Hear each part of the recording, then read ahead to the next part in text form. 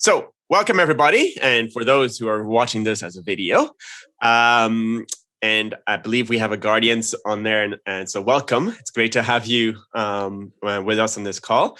So I'm absolutely delighted. So this is part of a series called the Founder Stories. So basically it's where we invite a founder or co-founder to share with us their experience of creating, their venture and some of their learnings. And here specifically, I'm very excited, to have Niall McCann, because he's co-created the National Park Rescue, which he'll be telling you about.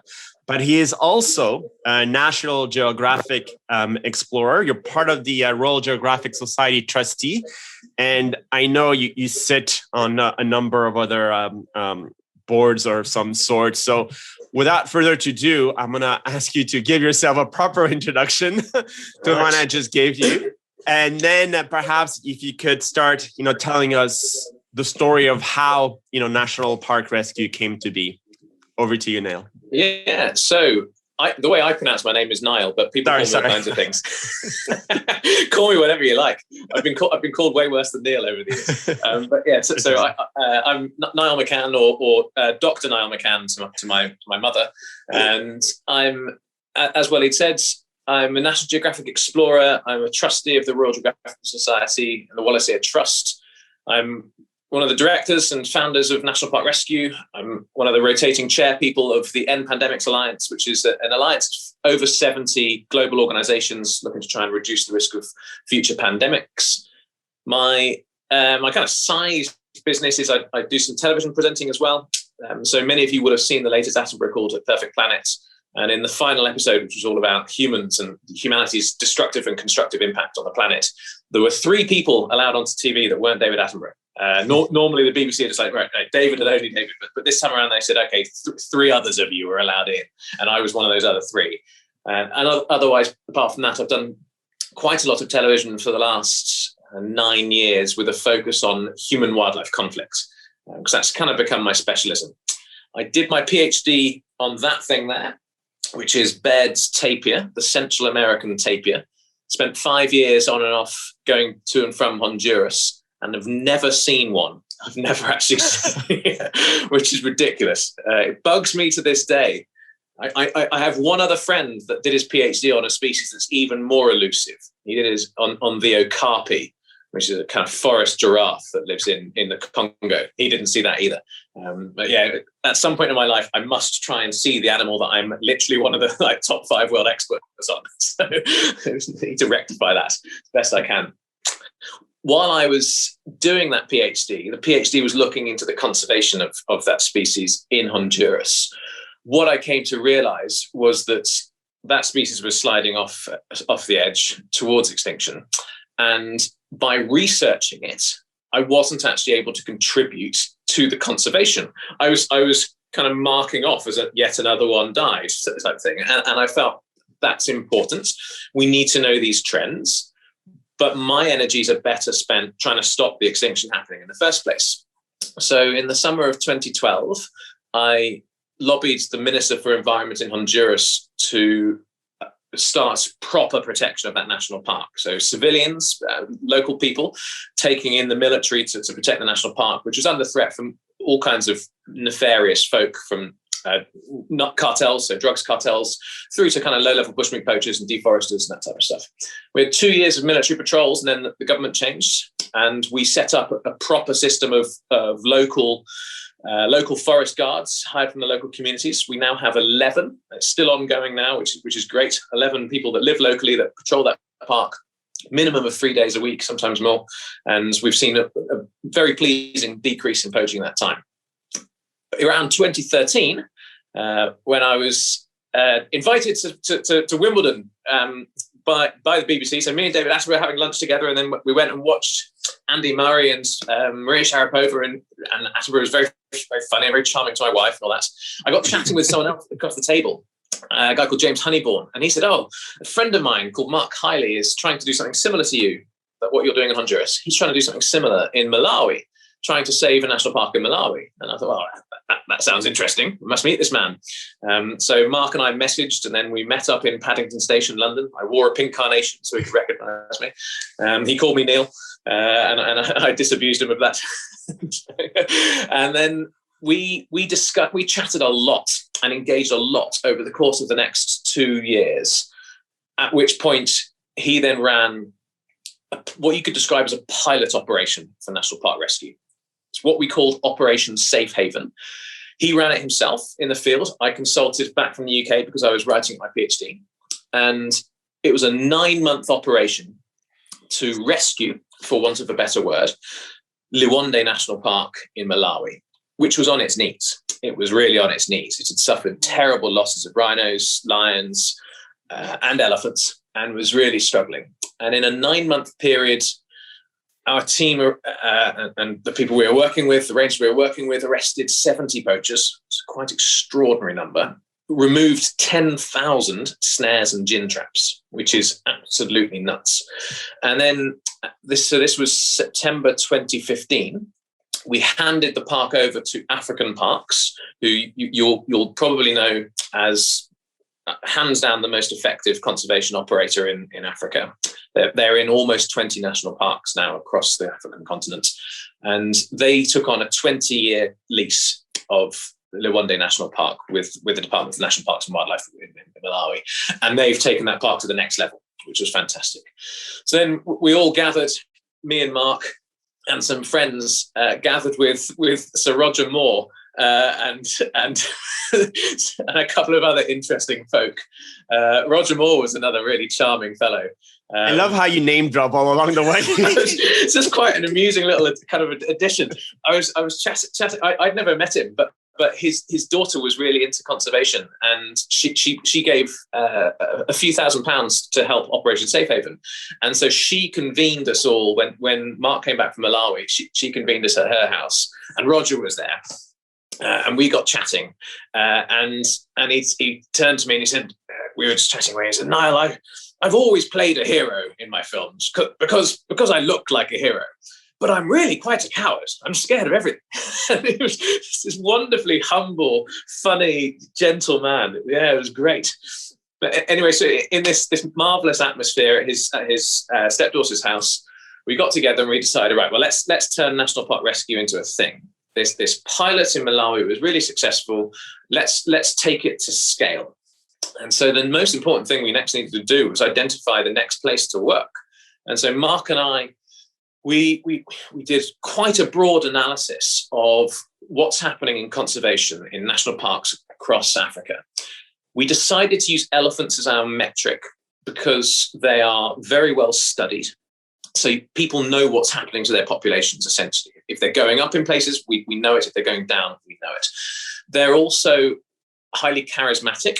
So in terms of fundraising, as opposed to, like, we could go looking for the bongo, and bongos need support, but people don't care about bongos in the way they care about elephants. So it was appropriate from the fundraising perspective as well.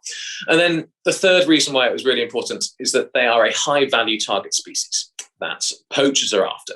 And so if elephants are suffering in an area, it's indicative that that area is suffering significant poaching pressure.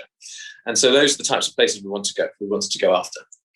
So elephants are now in 37 African countries, and somewhere in the region of 230 protected areas, give or take. And I looked at the trajectory of elephants in as many of those as for which information exists, which isn't all of them, but as many as I possibly could. And let me just switch view. There we go. And what we discovered was that 2 national parks in what's known as the Kavango-Zambezi Transfrontier Conservation Area, so the area around the Zambezi River where 5 countries meet, 2 national parks were doing particularly badly. That region is important because it's got 50% of the elephants remaining in Africa, 30% of which are in the Botswana-Zimbabwe border. So those 2 national parks that were worst off, Sioma Ngwezi, which is in southwestern Zambia, and Chizarira, which is in northern Zimbabwe. And we visited them both. Sorry, Neil. Just to confirm, are we talking about forest elephants or savanna elephants? Savanna elephants. Okay. Forest elephants, essentially impossible to count. Yeah, because they live in a forest. Yes, and the forests that they live in are enormous. Yeah, and barely studied. So people have got kind of best guesses for forest elephants, but savanna elephant population is currently estimated to be just about 415,000 across the continent. Yeah. And in the region of 200 to 230,000 of those are left in this Kavango-Zambezi Transfrontier Conservation Area around the Zambezi River. Right. About 130,000 in Botswana alone. It's a really important area. So we visited those two national parks, and for one reason or another, we ended up focusing on Chisarira in northern Zimbabwe. To put Chisarira into some perspective, it used to have the highest density of black rhinos anywhere in Africa, and all but 30 of those were killed in a 5-year killing spree between 1989 and 1994. The final 30 were captured and translocated to other national parks for their safety. It had 3,500 elephants in 2006 and 750 in 2014. So it suffered massive losses of elephants in an 8-year period between the surveys in 2006 and 2014. Similar losses of buffalo, lion population also really struggling, plains game knocked out of the park, barely anything left. And when Mark and I first visited in April 2017, the rangers were very poorly trained, very poorly motivated, poorly paid, poorly equipped. There were no working vehicles. The communities were actively hostile towards park rangers and members of the park, totally disengaged from the park project entirely. They saw no tangible benefit from the conservation of the national park. They simply saw opportunity costs. There was also a major issue in Zimbabwe, and Zimbabwe has what's called the ration hunt. So rangers working in a national park are allowed to shoot their own rations, which from a list of species, which includes elephants. So the national park that we're working in, Chisarira, the rangers were allowed 5 elephants per year, plus 6 buffalo, 10 kudu, some warthogs, and some baboons. And per ranger? Per ranger? No, that's for the ranger team. Yes, okay, the ranger team of about 30. It fluctuates, but about 30. Were allowed to shoot 5 elephants per year. In a national park that had lost 3,000 elephants in the previous 10 years, they were still allowed to pick them off. That's problematic for lots of reasons. For me, the biggest reason, possibly, is that a community member could watch a ranger shooting an elephant one day for his rations, and then the next day, if he shoots an elephant, which has just destroyed a field, knocked down his house, he would get 9 years in jail. So that creates a terrible, unlevel playing field between the park and the communities, which further drove a wedge between the communities and the park. So the first thing we did when we moved in, before we moved in, we signed the contracts to be able to work there. Five years with the option to roll on for a further 5 years. We signed that in October 2017, and we spent 5 months not going to the park because we didn't want to turn up with some Land Rovers and a flag and say, here we are. What we did was we hired a local person whose name is fantastic. He doesn't always live up to his name, but he's now our longest serving representative nonetheless. And we got fantastic, and Mark, my colleague, to visit all of the communities that surround the national park, to talk to them about their hopes about our operation, their fears about our operation, what their issues were, etc., etc. So we learned all about them and how we needed to integrate them. We stopped the ration hunt, and we had to replace that protein because the rangers were now missing 30 kilos of protein, 10 kilos of protein meat each per month. And we replaced that with cattle that we buy from the communities. Mark is a vegan, and he has authored a humane slaughter guide, which is now used by the Humane Slaughter Association, an international association. So every single slaughter of cattle, which happens once a month, 2 cows, is videoed and takes place according to this guide that he has authored. The slaughterman has to read it every single time. We go through everything, so we make sure it's as thorough as we possibly can be. And we then divvy out 10 kilos of meat per ranger to them, extra to their families, and then to our staff as well. So that was the first thing we did. We then set about training the rangers, equipping them, motivating them, and then recruiting our own team. Our own team is now 30 strong, 23 of whom come from villages that literally border the national park. So they grew up seeing the national park, but seeing it as a problem. They now have their livelihoods dependent upon it. The other 7 people have specialist skills that we had to recruit from further afield, but they're still local. Every one of those is Black Zimbabwean. And the impact has been extraordinary. In the time that we have been there, which is now just under 3 years, indicators of bushmeat poaching are down by 98%. Elephant poaching is down by 90%. Arrests were originally up by 550% after 2 years. I need to check. I haven't checked the latest year's figures. I hope they are down again, because a sign of a successful operation is an operation that has fewer arrests, because the people that live near the park are no longer performing illegal activities because they don't want to. So this is where rewarding success, and we'll get into this, becomes difficult, because if you're only rewarding people based on arrests, but for me, success is arrests going down, your rangers are then losing out on reward despite an increase in performance. So that needs to be taken into account when you're designing your reward system to begin with. In terms of snares, we've got snare removal is up by 250%. We're now mainly collecting legacy snares, which is great. So there's very few new snares being put out, but we're removing legacy snares that have been there for years, which still exact a terrible toll on wildlife. And in terms of wildlife numbers, the only animal we've got accurate statistics for are lions, and that population is up 40% in 3 years. And they're breeding. Lions breed fast. So, like, elephants take ages. Lions, if you give them the chance, those populations will go through the roof. But they can only do that if there's food for them. And that's the most amazing thing. We don't have accurate population statistics for the plains game, but anecdotally, as someone that's been going there on and off since 2017, we never saw wildlife when we first turned up. And now you see plains game everywhere. We've been through, this is now going to be the 4th breeding season. We've just thankfully had masses of rain. So there's loads of food for the antelope. And they're all breeding and they're coming back. Partially we're seeing more of them because they're no longer being shot by the rangers, so they're relaxed. But also just in terms of numbers, we're seeing so many young each year. And that's elephants. We're seeing young elephants, but then all the plains game as well. That's then supporting the predator populations, et cetera, et cetera. So it's been an overwhelming success, but there's been all kinds of horrendous challenges along the way. I'm just the type of person that looks at things through rose-tinted glasses and paints a pretty picture, which I hope I've managed to do. That is National Park Rescue. Excellent. So we're just going to have a quick, fireside chat, and we'll take questions, slightly towards the end of this. So there is a lot of things you said, which are really is a gold mine, to put it bluntly. The first ones that comes to mind is you had obviously some rangers before you started recruiting some of the 20 local ones. So this means that you replace some of the existing rangers with the local ones, or you just increase their numbers? Just increase their numbers. So where our model is different to African Park's model is that they turn up at National Park, sack everyone, right. and then they perform their own recruitment.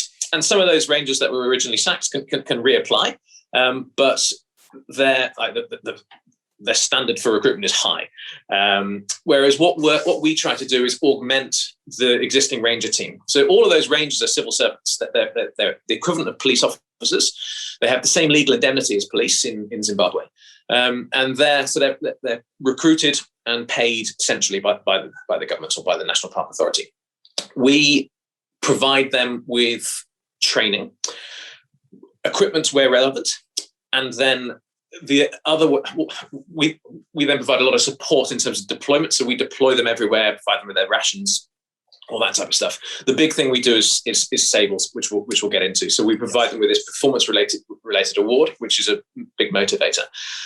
So we work with the rangers directly, but then we augment that with our own staff. Of our 30 staff, which we've got 30 exactly now, 10 are exclusively on law enforcement duties. That's 5 women and five men, and they are exclusively on law enforcement. The other 20 are spread across a range of roles. Principally, it's infrastructure. So there's a lot of road work needing doing. The national park has got 540 kilometres of roads, most of which were totally impassable when we first arrived, including the main access road in. It was very, very difficult to drive. When I first visited the park, it took me 52 minutes from the gate to the HQ. It now takes 15 because we've sorted out that road. And so many of the other roads we've done now about 250 kilometres, so almost half of the roads inside the park are now totally opened. Some of them opened for the first time in 20 years, which means that the poachers that have been operating there have been used to operating with complete impunity because no one had been there. Hence, like we when we first started patrolling in those parts of the park where the roads had been blocked, we were coming across poachers' camps just out in the open. They're totally unconcerned, knowing that no one's going to stumble across them. And we took one of our donors for a patrol, just a walk, and we arrested 3 poachers in front of her. We weren't expecting it to happen. She certainly wasn't. It was quite an exciting visit for her. And yeah, those guys, they were just wandering around whistling to each other. They were totally unconcerned that anyone was going to be there. But now they are. In this call, we've got quite a few members who are from our blockchain team, and we also have and Catherine, who is from our protection and security team. Now I know Catherine will ask some questions, as will the blockchain team. But before we get to their specific set of questions, I want to touch on your Sables, your token effectively economy, because what I'm interested in is, why did you feel this mechanism was the appropriate one for you? Yeah. How did you launch it? What were some of the learnings? I remember in our initial call, it's about finding what is the right value and the rewards. You don't want the rangers to come with their own snares and take a picture of their snares and take it back. But also crucially, how do you avoid this issue that rangers are often the source of information for poachers? They're often the ones telling them, here's where you can get some elephants or some rhinos. Give me a cut when you've done the job and I'll turn a blind eye. So I'm interested, how did you set up and why did you use a token system? And how did you find a balance between, rewarding and not rewarding people effectively? Yeah, there's lots in there. Sure. So I'll quickly start with, we got some informers. We paid some informers in the Ranger team so we could find out what was going on. So you quickly figure out who you can trust more than others, and then we brought them on to our unofficial payroll. So then we found out everything that was going on, and that was really useful. But anyway, so yeah, tokens versus cash. Cash has many issues. If you give a bunch of men a load of cash, they will spend it on booze, basically. I could be more subtle about it, but there's no point because that's what they will do. So we decided from the beginning that we didn't want a cash-based reward system. Basing things purely on cash creates the wrong incentives as well, I think. So Mark and I spent a lot of time driving around Zimbabwe talking about things in the Land Rover together. And we decided that what we wanted was something that would be both motivational for the Rangers, but then also beneficial for us.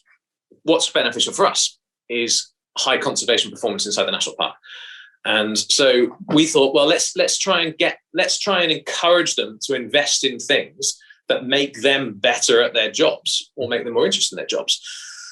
Things like training and healthcare, because if they're taking loads of time off each year because of poor healthcare, then they're not doing their jobs, and so the conservation situation of the park gets reduced. So we also didn't want to just dictate to them what we thought was most important. So we kind of spoke to the Rangers, what's important to you? And what's really important to them is putting their children through school. That's a massive thing in Zimbabwe. Like Robert Mugabe, for all of his many conspicuous faults, invested in education. And so you have a highly literate society, and they put a huge amount of value in education. So when we came up with the idea of sables, a sable is a beautiful antelope which lives in southern Africa. We initially thought of calling them pangolins, but pangolins are trafficked too much. So we didn't want to call it something which was already trafficked and had a kind of a value in the mind of traffickers anyway. Sables aren't trafficked in the same way, so it was more neutral. So when we came up with the idea of sables, we thought, well, let's peg it at one sable equals $1. And we came up with a magazine, basically a brochure of things that they could buy with their sables. So that can be food from the shops, or equipment, backpacks, whatever they want. A very large list of things. If they want to buy paint to do up their houses, or seeds to plant vegetables, we'll buy all that for them, and we pay that directly to the shop that's selling it. So that the ranger never sees cash themselves. It's all done remotely. We pay directly. If they want to invest in either education for themselves or their family members or anyone, or healthcare, we double the value of their sables. So we peg that at $2, so to speak. It's fluctuated a little bit, but essentially $2. What that has done is that it has incentivized everyone to invest in their education or their family's education, or their medical care or their family's medical care, meaning that we're putting now tens of children through school through the Sable system and improving people's medical care, which is expensive in Zimbabwe. And so people wouldn't do it. And so they wouldn't take their antiretrovirals, or they wouldn't go if they've got a stomach ulcer or whatever it is. Whereas now they can afford to go. And it makes such a massive difference to their motivation and therefore to their performance. You cannot underestimate motivation. Motivation is also a major factor in corruption. If people are being really poorly paid, and a poacher comes in and says, I'll give you $20 to let me know when an elephant walks by, they're going to call up that poacher every single time and get that $20 from elephants. So if we are rewarding them for arrests and for other aspects of high performance, multiple things that we do award, then they are much less likely to call up the poacher and say there's an elephant nearby, because they're much more likely to do well out of arresting that guy. You'll get 400 sables. 400 sables is a lot. But that's your child through school for several years. If you make an arrest, that's good going. And then in terms of valuing it, snare removals is a tough one. So we decided we didn't want to reward each snare that was removed, because they would just make their own and stick them out there. So we only reward the most snares per month once it's over a threshold. So over the course of our time there, we know approximately how many snares come out per month, and it varies depending whether it's dry season or wet season. Wet season, far fewer are placed in the bush anyway, and then far fewer are found because it's very green, it's lush, it's difficult to find them.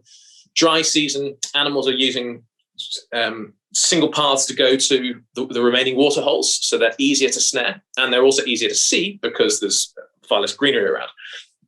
So dry season from July through to November is high snare season. We then set a tariff. They have to get over a certain number, and if they get over a certain number, then the patrol that has done the most that month gets a reward. But it can't be too much for snares, because it's just not that massive an incentive, whereas arrests are big. And the reason we've chosen to peg things is that we can change that peg at any time. Mm-hmm. As I mentioned, arrests should go down in time.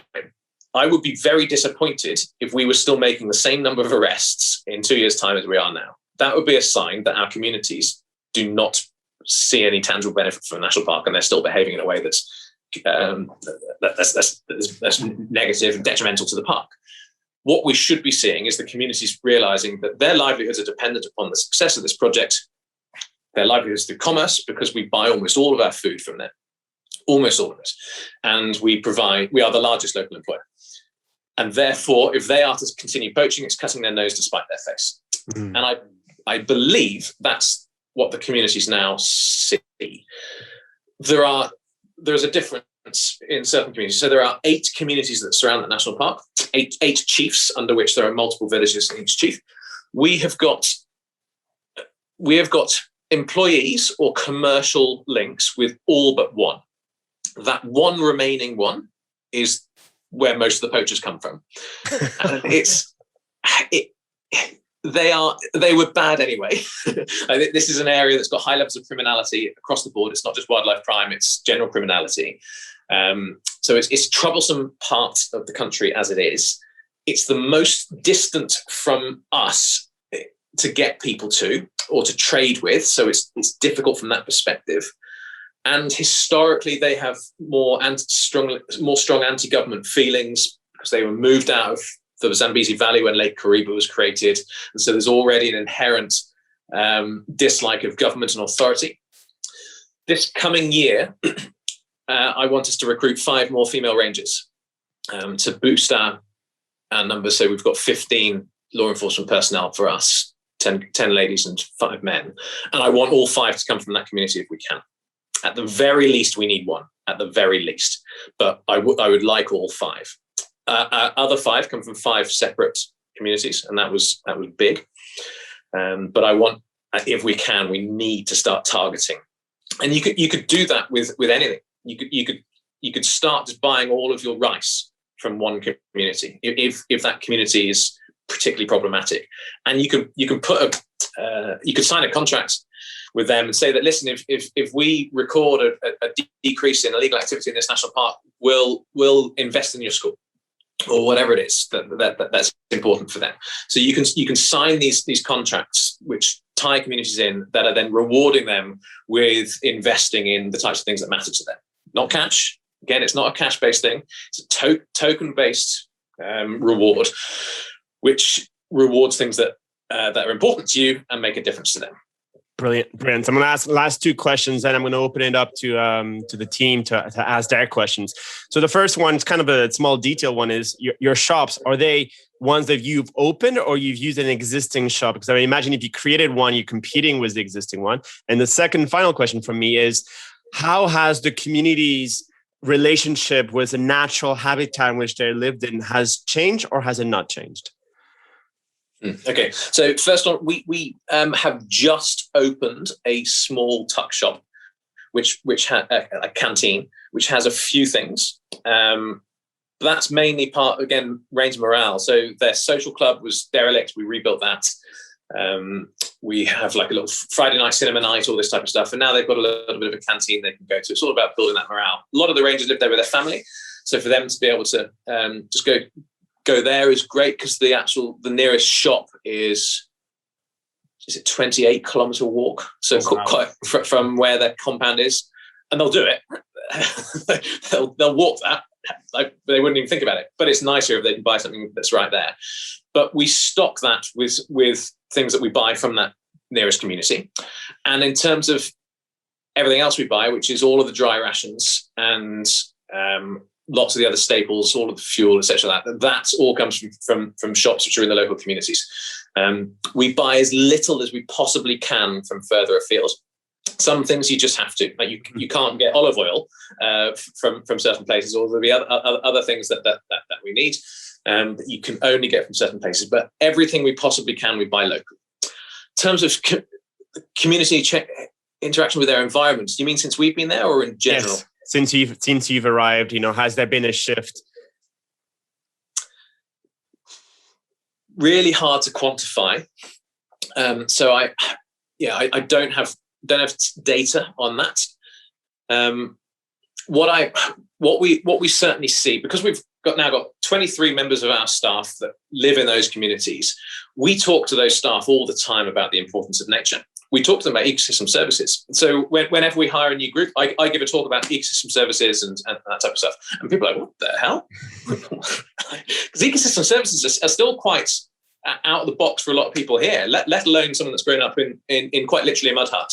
They don't understand that national park and the animals that contain it give us our fresh water. They give us our clean air. They give us our pollination services that you require for all of your agriculture. They give us some flood mitigation. They regulate our climate. All of these different things. They keep you cool by having those trees there. This place would be 10 degrees hotter if those trees weren't there. All of these little things. And there was just no way that they would have any reason to know that before.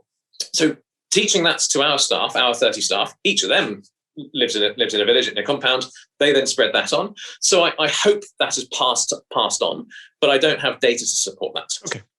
Okay. No, that's fair enough. And thank you very much for that. So guys, you've got on the interface the ability to raise your hand. So Lee, you're the first one. So please go ahead and ask your question. Maybe introduce yourself, Lee, at the same time and say, which team, you're coming from. That will be useful. Thank you. Yeah. Hi. Well, first of all, Niall, thank you very much. Really, really informative. And I can see a lot of commonality with what we're trying to do here, and the usefulness of your experience is fantastic. It really kind of accelerates our thought process. But yeah, I'm from the blockchain team. I'm not necessarily a technical person, but I'm convinced it's a technology that has got a lot to do in our lives. I've tried to apply it in insurance with Waleed, but we've ditched that. I'm now focusing on this, something more meaningful. So my question is about tokens. So I get that we don't want to give Rangers cash because I spend it on beer. That's fine, but does that still justify a token? Because you could just say, well, you just need the Rangers to choose how they're going to spend their cash, but not give it to them. Does that necessitate a token? And is it a vehicle for abstraction on value? And that's important because, like you say, you might want to give more value to education, but not do it so obviously. Is that two reasons, really? So the first one, exactly as you say, you have the power to change the value of that token, to put it into things that matter for you and matter for them. The art of diplomacy is letting other people have your way, as they say. So my way is to make this place safer, but by promoting education, I achieve that. So that is really important. Yeah. The other reason is to try and avoid a power differential. So if you are dictating to someone how they can spend their money, there's a power differential there that creates potential negative interaction between you and the recipients. And we want to try and avoid that as much as possible. You're looking at theory of change. You're asking them, what do you want to spend your money on? What's most important to you? Well, medicine's most important to us. Okay, well, we will incentivize medicine. You can spend it on anything you like. Yeah. But if you spend it on medicine, then you get 2 or 3 times the value. So it puts the power back in them, get that theory of change, and they feel ownership. And I think that's really important. Can I ask one more thing? So is lead time. You mentioned you went out there, you stayed there for 5 months, and you didn't sort of, but we were here, we're going to sort your. So Waleed's got this objective of getting MVP in place by November, which is fantastic. It gives you focus. However, I'm nervous about how much time we need people out in the field now doing stuff and just trying to. It depends how much you're trying to change behaviours, I guess. But even if we look at sensors and not rangers, that you still there's a lot to do out in the field and understand. And I'm slightly nervous. It's a difficult question for you to answer, but I guess the point is, don't underestimate getting out there and really, really starting to understand the size of the problem. But also leverage off people who've been there and changed behaviours. So I'm wondering how different Gabon is, where our focus is, to where you've already operated. Maybe it's a less severe change. I don't know, but clearly an important consideration. Totally, and it will be completely different. Yeah. When we first arrived in Zimbabwe, having had great success in Malawi, we were well aware that a solution in Malawi is not necessarily a solution in Zimbabwe. Yeah. So we traveled around Zimbabwe and we visited multiple national parks and spoke to everyone who's been there and having any success. The most successful operation in Zimbabwe is in Ngorongoro National Park in the south of the country. They had been operating there for 10 years. So we went and we met with them and said, what can we do to get there in 2 that took you 10? So what can we learn from your experiences? How can we bypass all of those problems? And I've given you a very quick overview. There have been all kinds of absolutely horrendous challenges, and it's still ongoing. It starts with one of us sat there in the national park, and now there's 30. And so you don't need to start with an end product. It will build slowly. What you will need to do is get good, smart, local people, as in actually local, from those villages. We're not talking coming from the capital. We're talking people that are from those communities that can evangelize for you. So they need to learn about your reasons for doing it. There will be suspicion. Yeah. We often get asked, "What's in it for you?" Yeah. what's in it for you? Why the hell? You must be making some money out of this. Yeah. It's like, well, no, we genuinely just want there to be more elephants. They can't really understand that. So when things like COVID have actually made it easier to explain to people why we care about conservation. COVID-19 came from a breakdown in conservation, and it shut down the planet. So we can now say, listen, the reason I'm wanting to protect this part of the world is because there's a pandemic risk. If we have a bit of bushmeat come out of Gabon in a monkey, let me give you a statistic. 8 tons of bushmeat goes through Charles de Gaulle Airport per week. Multiply that out across other Western European major transport hubs with links into Western Africa, and you're talking multiple tons of bushmeat coming out of West Africa. There's a current Ebola outbreak in Liberia. A huge amount of that bushmeat will be coming from Liberia. Imagine what would happen if there's an Ebola outbreak in central Paris. So I now have a tangible reason I can give them. Previously, it's a bit more kind of tangential. I would say, well, listen, the air that I breathe starts in the forest in Africa. Mm. But that's still a bit tangential to them. Or I want my daughter to be able to come and see elephants, but it's still a bit tangential. Mm. Whereas a pandemic is something immediate that everyone understands that they can talk about. Like the British government, you were talking to Zach. The British government, one of their main concerns is trying to reduce the number of people coming across the Mediterranean into Europe. They want to reduce migrant flow. I have lots to say about that. But anyway, what I've been trying to encourage them is that you must put conservation and the environment at the heart of international development aid. If you are wanting to reduce migrant flow, you need to have areas that are habitable. But areas are only habitable if they have intact landscapes. If you're investing your foreign aid into a school in Malawi, putting millions of dollars into schools and into women's health and all these types of things, but the forests will disappear, those places are totally uninhabitable because the temperature goes up 10 degrees, all the ecosystem services are lost. So all of the investment in that school is wasted. If you are not investing in the environment at the same time as you're investing in all these other things, you are building yourself up for a fall. And so understanding that and trying to explain that to the people that I work with, the rural people, they're starting to get. But it takes a while because it's a bit of an intellectual leap for people with a degree education from the UK, let alone an intellectual leap for someone that's grown up herding goats and doesn't know anything more than that. Brilliant points. No, thank you so much for that, and good question, Lee. Anybody else got any questions they'd like to ask? Please, raise your virtual hand or your physical hand. Nancy, go ahead. Hi, I'm Nancy Lehrer, and I work in the marketing mostly. Hi, Nancy. Development ethics. So thank you for this. It's fascinating.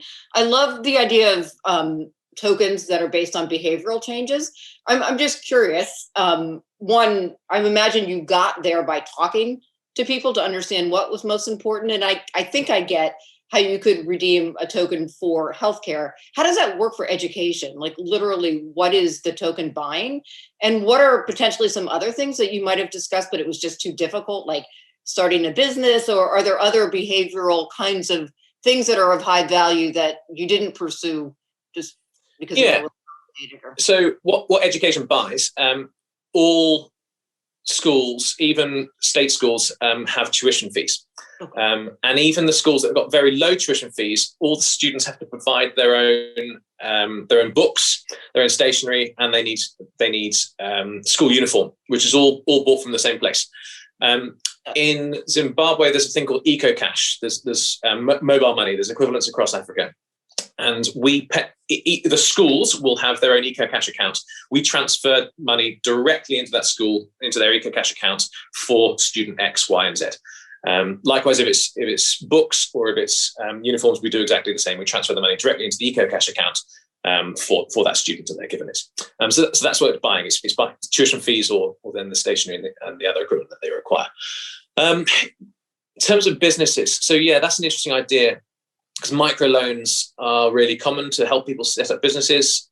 And I think the main reason why we didn't do that is because everyone's employed to be a ranger.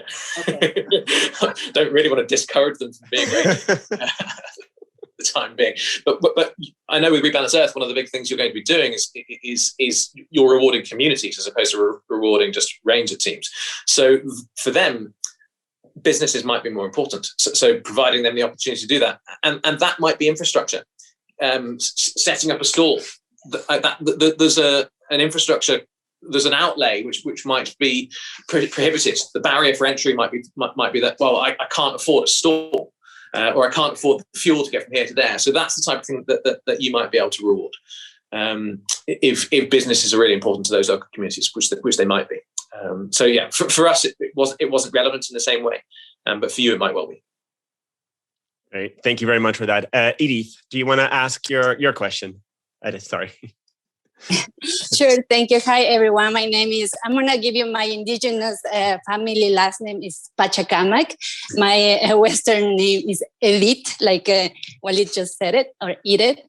Thank you so much, Neil. You just brought a lot of information that I'm very worried because I come from the indigenous communities. I know I have seen a lot of atrocities during my path living in the indigenous communities in the Amazon, in Otavalo. And you mentioned cartels, which is a huge, big problem in Central America, South America, and Mexico, as you know.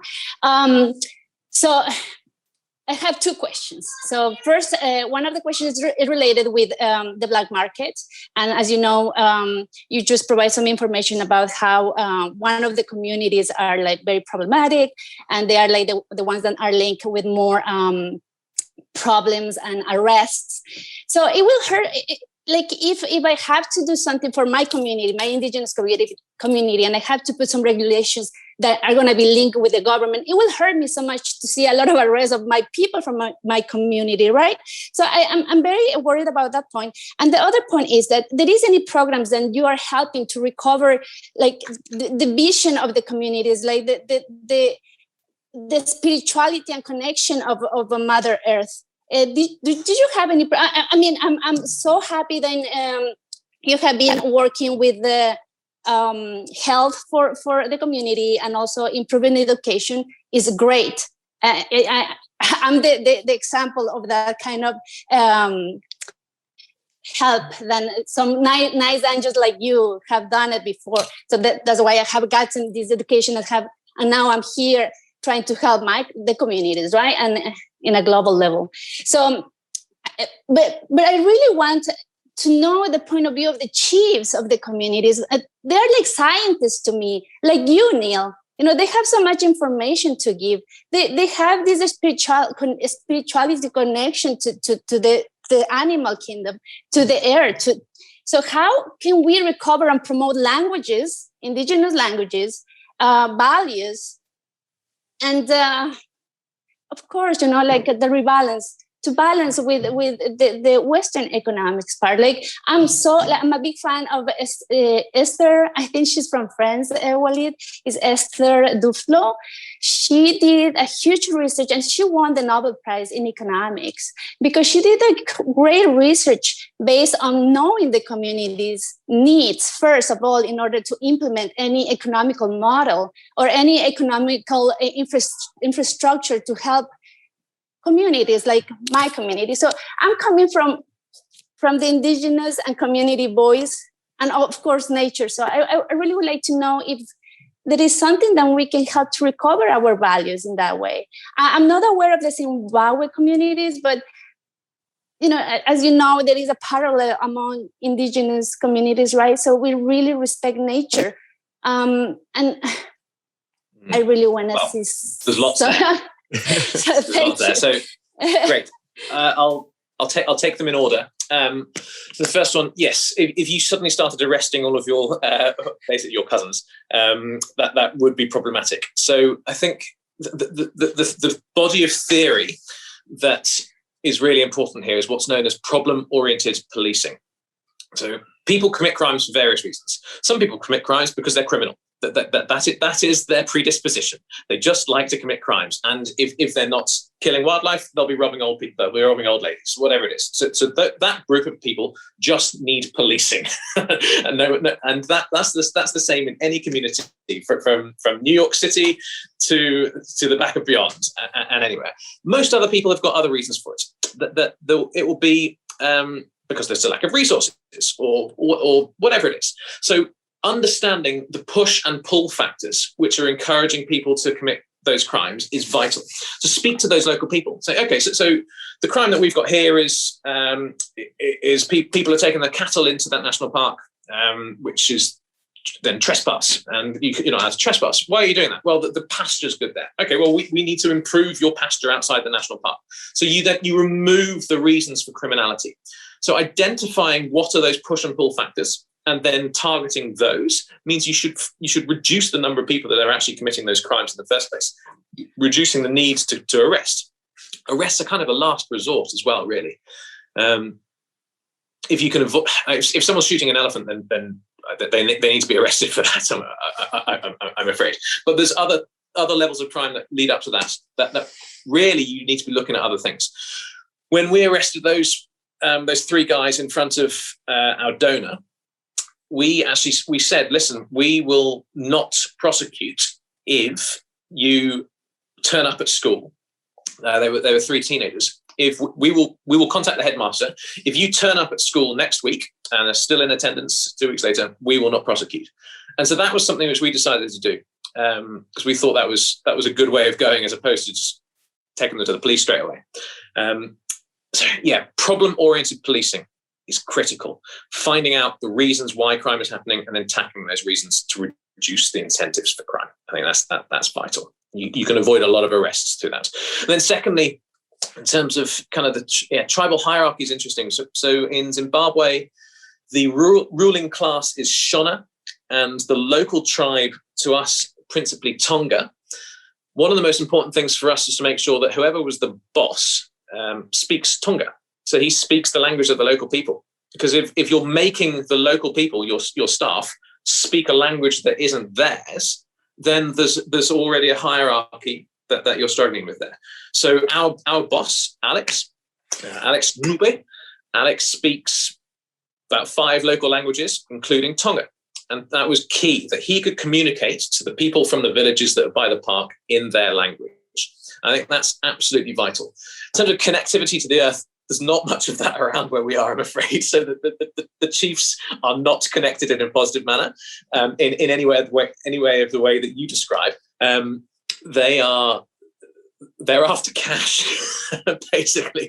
They want to enrich themselves, but they're also interested in pride, and so having members of their communities working for a successful international project is an element of pride. And so giving them that opportunity to be proud of their community members, I think, is really key as well. What you're after is ownership, giving local people ownership of projects. So having a project staffed just by local people, that the boss speaks the local language or is a local person, if at all possible, that's the way to do it. Putting the power back in the hands of those local people as opposed to dictating to them.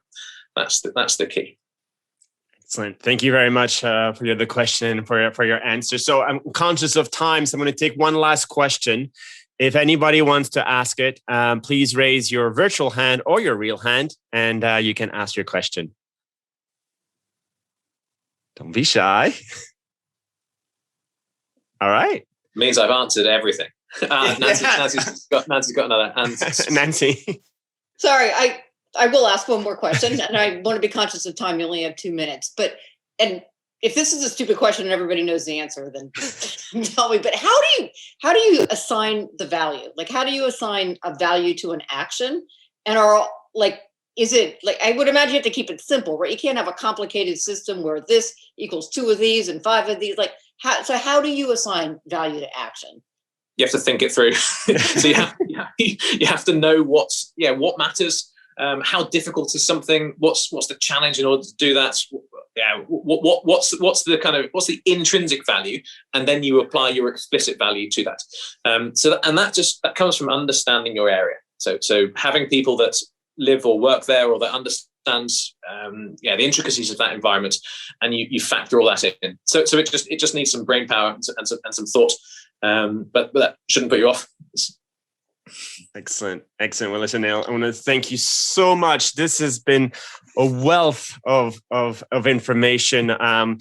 If it's okay with you, I'm going to ask, if we could set up a follow-up meeting, perhaps one specifically was the blockchain team and yourself, or maybe one of your colleagues. And Catherine, maybe, I don't know if you'd want also to come in for a chat with him regarding, the how you mitigated the risks, about park rangers and the bad relationship they have with the local communities, in your experience, and how by recruiting locally, you help to mitigate that risk. But thank you so much. I'm looking forward to... Yes? Walid, sorry. May I ask a question from an economist's perspective? Is it possible to transfer these rights, these coupons that they gain among each other, or not? Are they transferable? Good question.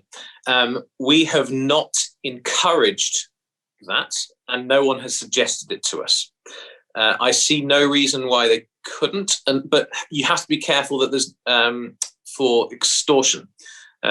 People might try and extort their colleagues for tokens. So I would be wary of that, but otherwise I don't see a strong reason why they shouldn't be transferable. They are fungible. One sable equals another sable. But just if you do set up a system whereby they can be transferred, make sure that you're not allowing extortion to take place. Good point. Niall, thank you so much again. Have a wonderful evening, guys. Please join me in giving him a round of applause. It was super useful, Niall. To be honest, I'm going to try and see if we can extract all the audio out of it and make a nice little podcast out of it. If we can't, I'm definitely going to invite you for a podcast, because we need to share your knowledge as far as possible, because I'm sure it'll be useful to a whole lot of other conservationist groups all around the world. Thank you so much again. And thanks for having me. We'll be catching soon. Great stuff. Take care.